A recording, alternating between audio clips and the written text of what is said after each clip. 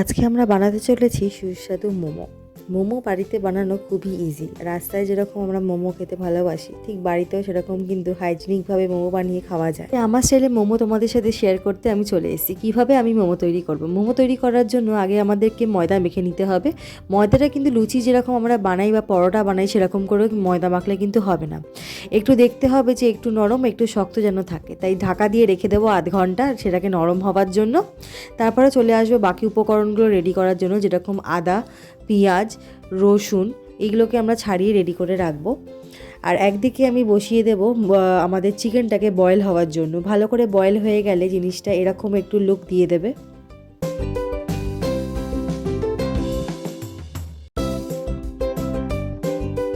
চিকেনটা প্রায় আমাদের বয়েল হয়ে গেছে, তাই এবার নামিয়ে নেবার পালা। পাশে আমি রেডি করে ফেলছি আদাটাকে ভালো করে গ্রাইন্ড করে নিয়ে এই একটা মেশিনের সাহায্যে এটাকে ভালো করে গ্রাইন্ড করে নিলাম, কেন কি আমাদের চিকেনের মধ্যে এটাকে দিতে হবে। তেলের মধ্যে আদা রসুনটাকে নিয়ে আমরা ভালো করে সটেড করে নেব পেঁয়াজ দেওয়ার আগে। চিকেনটা বয়েল করে আমি তুলে রেখেছিলাম, সেটাই তোমাদেরকে দেখিয়ে দিচ্ছি কেমন একটা দেখতে হয়েছে চিকেনটা। রসুনটাকে ভালো করে ভাজার পরে পরে আমরা দিয়ে দেবো পেঁয়াজটাকেও ভালো করে আমরা এখানে ভেজে নেব। পেঁয়াজটা হালকা ভাজা হয়ে যাওয়ার পরে আমরা চিকেন কিমাটা দিয়ে দিচ্ছি।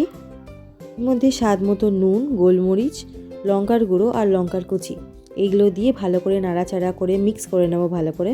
তারপরে আমরা দিয়ে দেবো হচ্ছে গিয়ে নরের এই পিৎজা পাস্তা কেচাপটা।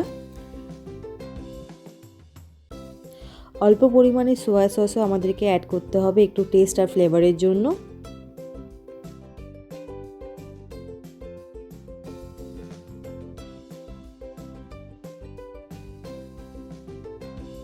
তিরিশ মিনিট হয়ে গেছে, এবার আমরা খুলে দেখে নিই ময়দাটা কী অবস্থায় আছে।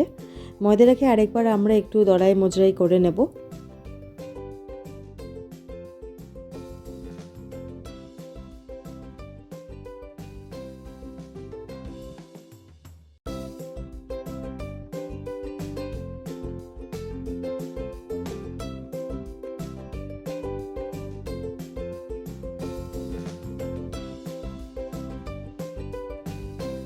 এবার সেই ডলা থেকে আমরা ছোট ছোট করে লেচি আমরা ভাগ করে নেব, করে নিয়ে ভালো করে বেলে নেব। লেচিটা কিন্তু মোটা রাখলে হবে না, মোটা রাখলে যখন আপনি বয়েল করে বা স্টিম করার পরে তুলে নিয়ে আসবেন তখন একটু কাঁচা কাঁচা বা মোটা চামড়ার মতো মনে হবে। যাতে জিনিসটা মনে না হয় বা টেস্টে ওরকম বাজে না লাগে, তার জন্য পাতলা করে দিতে হবে লেয়ারটাকে।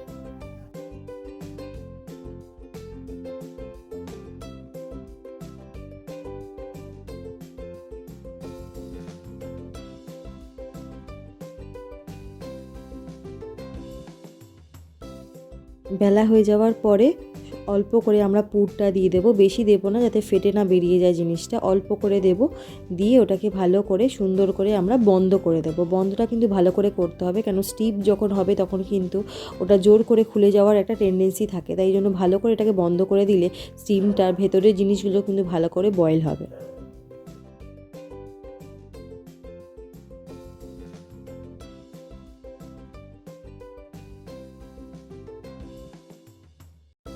মোমো তৈরি করার জন্য আমি মোমো মেকার নিয়েছি।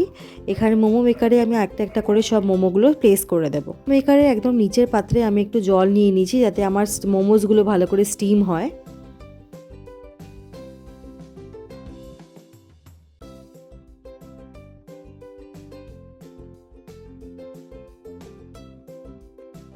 এবার ঢাকনা খুলে ফেলার বাড়ি, এবার আমরা দেখে নিতে পারি আমাদের মোমোগুলো কিন্তু ভালোভাবে স্টিম হয়ে গেছে।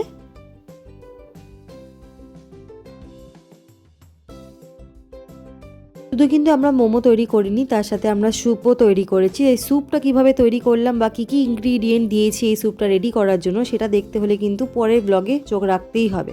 আর তোমাদের যদি খুব রিকোয়েস্ট থাকে তাহলে আমি খুব তাড়াতাড়ি এই স্যুপের ভিডিওটাও আমি নিয়ে আসবো। একবার স্টিম হয়ে যাওয়ার পরে এইগুলো বাকি আছে দেওয়ার জন্য। আর এইদিকে আমার ভাই অস্থির হয়ে পড়ছে কখন ওকে একটু কটা মোমো আমি দেবো খাওয়ার জন্য। ওকে আর বেশি দেরি করাবো না, এবার ওকে দিয়ে দেবো তাড়াতাড়ি করে মোমোসগুলো। হয়ে গেছে আমাদের রেডি গরম গরম মোমোজ আর স্যুপ। একটু মেয়োনিজ আর রেড চিলি সস যদি বাড়িতে থাকে সেটা দিয়ে খেতে কিন্তু সুস্বাদু লাগবে। আর আমি কিন্তু রিভিউ খুব ভালোই পেয়েছি আমার ভাইয়ের কাছ থেকে মোমোজের, তাই তোমরা যদি একবার ট্রাই করতে চাও ট্রাই করে নিশ্চয়ই আমাকে জানিও তোমাদের কেমন লেগেছে এই রেসিপিটা। আর এরকম ব্লগ আরও দেখতে হলে আমার চ্যানেলটাকে সাবস্ক্রাইব করতে কিন্তু ভুলবে না। আর আমার কি ভিডিও নিয়ে এলে তোমাদের খুব ভালো লাগবে এটাও জানাতে কিন্তু ভুলো না। দেখা হচ্ছে নেক্সট ব্লগে।